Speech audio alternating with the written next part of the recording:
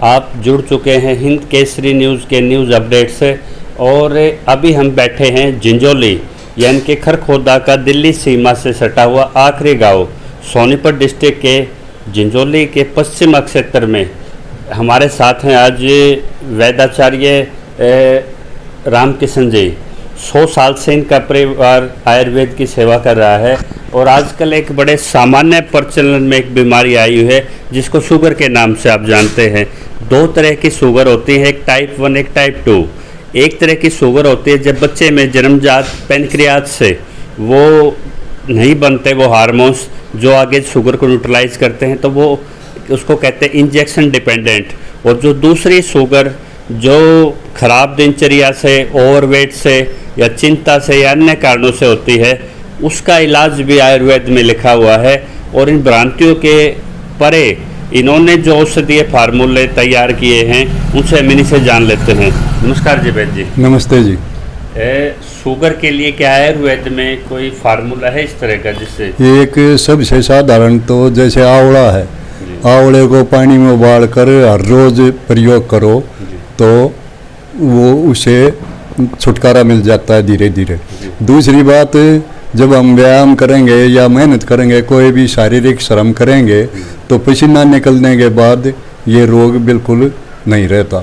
और इसका मुख्य कारण होता है ये जो खाने पीने का, एक तो पहली बात मिलावटी खाना है, फिर ज़्यादा मीठा है, और ये जो शीतल पेय हैं ये हैं, और दिनचर्या अपनी ऐश आराम की जो जीता है उसमें ज़्यादा, फिर चिंता फिक्र से हो जाता है, फिर असंयम जनित रोग माना गया है। जो संयम से नहीं रहते उनको ये रोग होता है। पहले होता है प्रमेय, और उसके बाद 20 तरह के प्रमेय होते हैं।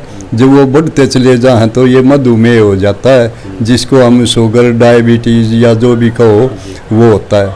तो इसमें संयम से रहेंगे और मेहनत करेंगे तो पसीना निकलेगा। आपने जो औषधि तैयार की है उसमें क्या क्या आप यूज करते हैं? उसमें जी एक तो है गुडमार बूटी, वो जैसा नाम है वैसा ही उसका गुण है।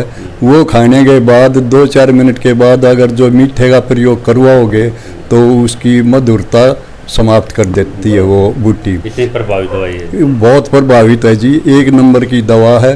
फिर उसके बाद कई वस्तुएं और हैं औषधियाँ, जैसे ये नीम की गुठली है, जामुन की गुठली है, बकान की गुठली है, और उसमें ये प्रयोग करेंगे जब हम गुड़मार बूटी है। कई औषधियाँ, अन्य औषधियाँ, करेला भी यूज होता है जी, करेले का बीज। तो उससे ये जो संयमित जीवन जिएंगे और इनका प्रयोग करेंगे तो बहुत हद तक मनुष्य ठीक हो जाता है। तो आप जो उसको कैप्सूल फॉर्म में तैयार करते हैं तो उसको किस तरह लेना होता है? एक बात और है जी, कैप्सूल में भी वो होती है, क्यों उसका स्वाद ये जो कड़वा होता है, तो और स्वाद में बिल्कुल वो हो जाता है। क्यों? कैप्सूल में बनाना? हाँ जी, जो नीम की गुठली को जब हम पीसेंगे तो उसका तेल निकल जाता है, और उसका तेल बकबका और तेक तरह से वो होता है। करेला भी ऐसे ही होता है, और ये नीम की छाल भी ऐसे ही होती है, चिरायता भी ऐसा ही होता है। तो जो ये तिक तरह से हैं इनका स्वाद ना आए, इसलिए कैप्सूल की आवश्यकता पड़ती है जी। और एक आपने लिक्विड भी तैयार करके लोग ले जाते हैं आपसे दूर दूर तक, वो लिक्विड कैसे तैयार किया जाता है? वो होता है जी, एक बीज होता है, तो उसको छीलकर और 2 लीटर की बोतल जो होती है उसमें पानी भर कर उसमें डाल दे। 5-7 दिन के बाद 2 घूंट पानी उसमें से निकाल के पी लिया, और इतना ही पानी डाल दिया। जब वो 10-15 दिन तक ले लेंगे तो वो पानी तो ख़त्म हो जाएगा, और उसके बाद नहीं डालना है।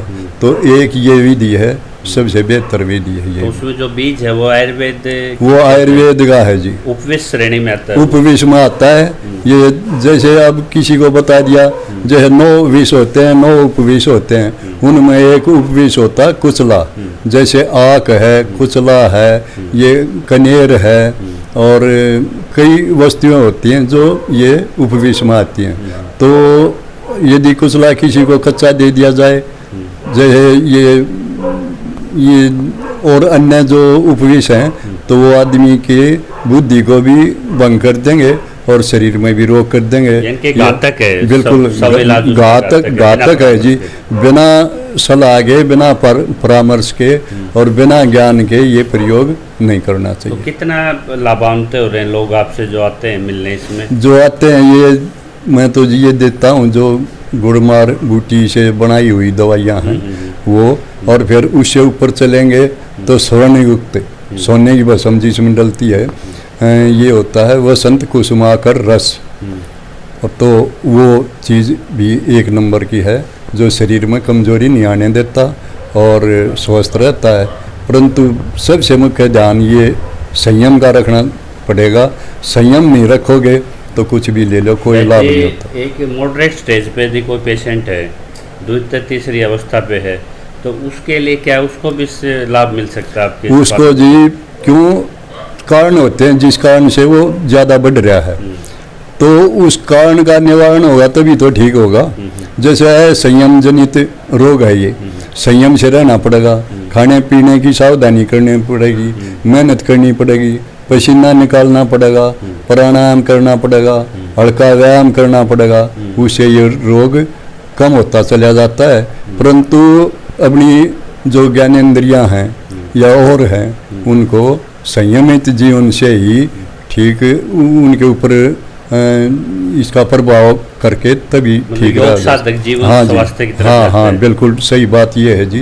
प्राणायाम करेंगे, रेचक कुंभक बाह्य, तो उसे और फिर व्यायाम जिससे पसीना निकल जा।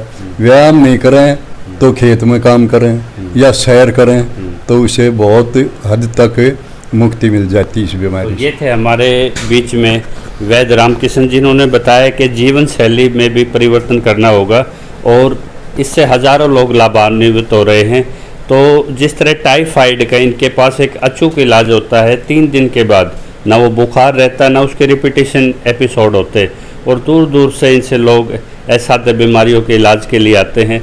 तो इसमें जो भी आपके सवाल हो कमेंट्स बॉक्स में डालिए, ज़्यादा लाइक शेयर सब्सक्राइब कीजिए, बने रहिए। जय किसान।